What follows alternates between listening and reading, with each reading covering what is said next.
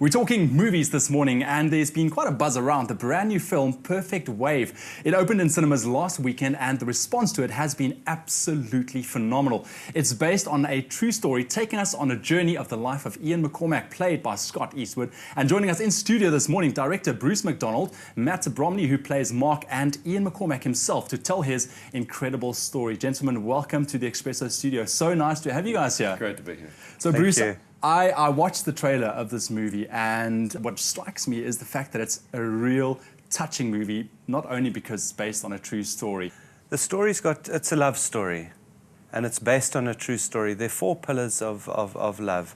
There's a mother's love for her son. There's a young man falling in love for the first time. There's a young man's love for adventure and surfing. And then lastly, it culminates in God's love for mankind. No matter what you've done, no matter where you've been, if you cry out to God, He will save you. So it's a very, very powerful message. Yeah, well, like I said, the response to it, from what I've heard, has been absolutely incredible. People queuing up to see this movie. I can't wait, Ian, to hear a bit more of your story. But before we get into Ian's incredible story, here's a quick look at what you can expect from Perfect Wave. They say the best surfer in the world is having the most fun. It's not about competition. It's simply about the moment. When you feel it, you've come the closest you can get to touching eternity.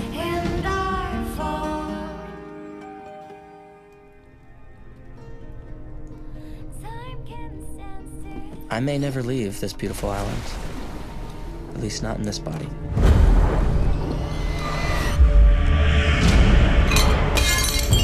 Ian's in trouble. I'm dying. I'm dying.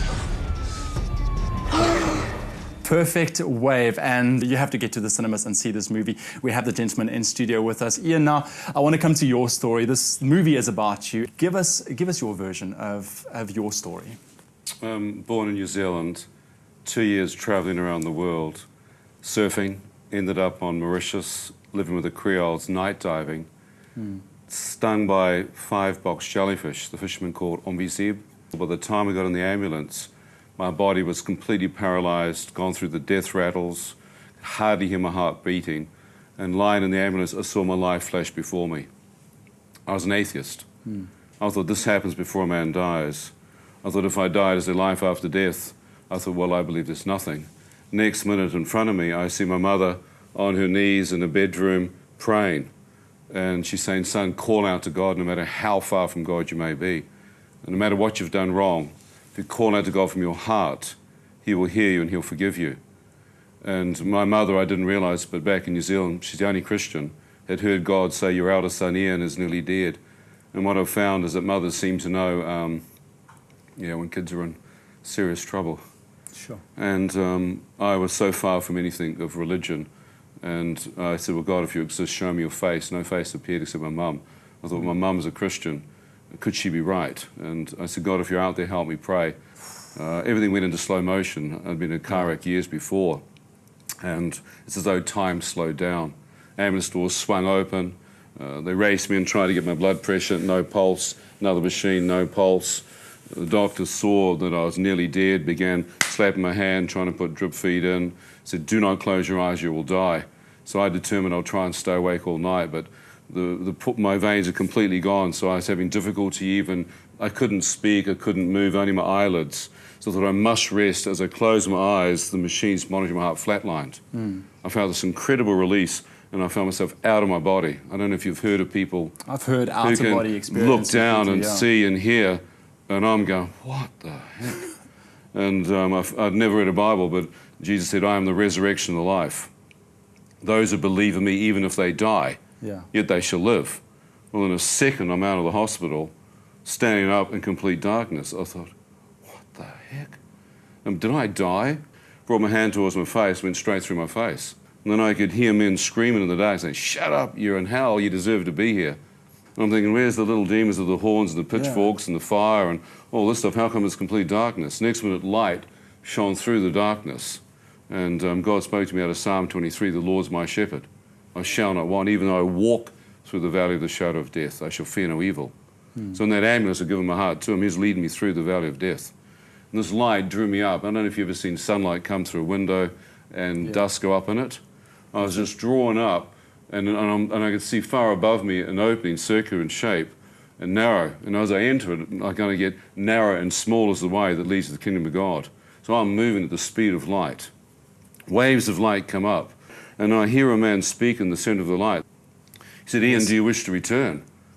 I thought, return where? I look behind me, and here's a tunnel dissipating back into hell. And I thought, man, am I actually standing here, or am I comatized, endorphins tripping out of my skull? Am I dead or alive? I didn't realise they'd moved me to the morgue. Jeez. So I'm looking here and said, look, if I'm out of my body, I wish to return. I don't know where I am. He said, Ian, if you return, you must see in a new light. I said, well, are you the true light? He said, Ian, God is light, and in him there is no darkness at all. 1 John 1:5. What? God is light? I looked behind me, and my own spiritual body, which was transparent, cast no shadow.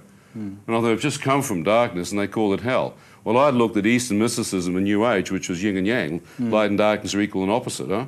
Well, I'm just seeing here God saying, no, darkness is hell, mate, and I'm light. So I said, can I step in and see you?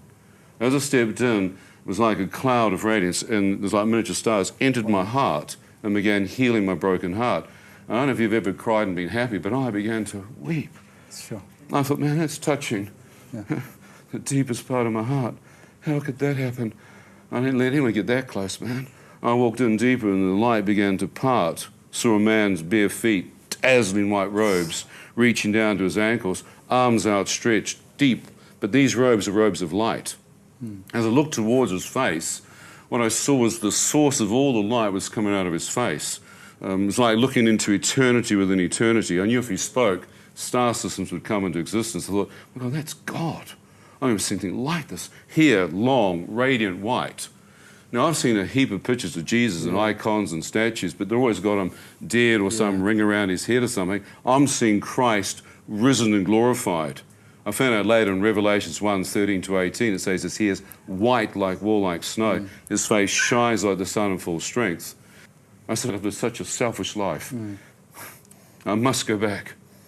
And he said, Ian, if you return, you must see through eyes of eternity, eyes of love. Christ in you, the hope of glory, change your life. When I turned back, and next to my mum was my dad, my brother, my sister, hundreds of thousands of people. He said, Ian, I want you to go back and tell them also. Many will not come into a church to hear my name. I said, well, I don't know them, I don't love them. I'll go back for my mum. How do I go back? Down the tunnel into hell, to Hades, and back into my body. He said, Ian, tilt your head. Open your eye and see. As I heard him speak, my head tilted, my eye opened. I was back in the hospital, but not in the A&E. I was on a slab in a morgue with another doctor holding my foot with a scalpel, pricking the base of my foot, and suddenly his corpse looked at him. This poor guy went through the ceiling, man. I can imagine. I was freaking. God said, I've just given your life back. I said, what? Was that Wow. real? I look out my left eye, and nurses see me, and they freak out and run. Doctor drops my foot. He said, you've been dead 15 to 20 minutes, son. We've done nothing to bring you back. Wow. And I said, God, if I've seen you, you need to do another miracle. I don't want to live on a machine like some vegetable. Please heal me or take me back into heaven. Power went through me within 3 or 4 hours, completely healed.